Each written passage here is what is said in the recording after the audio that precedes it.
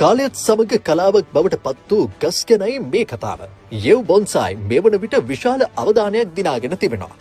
ජීවත් වෙද්දිත් වසර 10යි, මිය ගියාමත් වසර 10යි යන කියමන මෙන් අතිශය ශක්තිමත් ජීව ගුණයකින් හෙබි මේ බොන්සායි ගස් වොන් බිලියන 2ක වටිනාකමක් හිමි කරගෙන ඇති අතර විදේශිකයන්ගෙන්ද විශාල උනන්දුවක් ඊට ලැබී තිබෙනවා. සිනාන්හි බොන්සායි උද්‍යානයේ විශේෂ ප්‍රදර්ශන මාලාවක් මෙම බොන්සායි ගස් ප්‍රදර්ශනයට තබා තිබෙනවා. සේවස් කරනාවක් පැරණි මේ ගස් රතු පැහැති කඳ සහ කොළ පැහැති පත්‍ර සමගින් අභිමානවත් දසුනක් මවා පානවා. මේ විදේශ ප්‍රදර්ශනාගාරයේ බොන්සායි ගස් 43ක් ස්ථිරවම ප්‍රදර්ශනය කර තිබෙනවා. ඒ අතුරින් ගස් 5ක් වසර 1000කට වඩා පැරණි.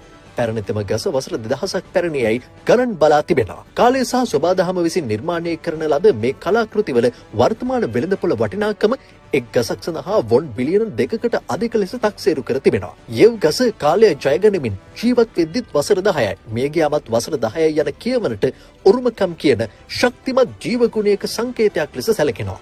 මේ කඳේ සමහර කොටස් වියලි සුදු පැහැගැන්වුණද එම කොටස් අතරින්ම නව අතු දලු දමා කොළ පැහැති පත්‍ර වර්ධනය වෙනවා. එය මියගිය ගසක් මතින් තවත් ජීවයක් පවත්වාගෙන යාමක් බඳුයි.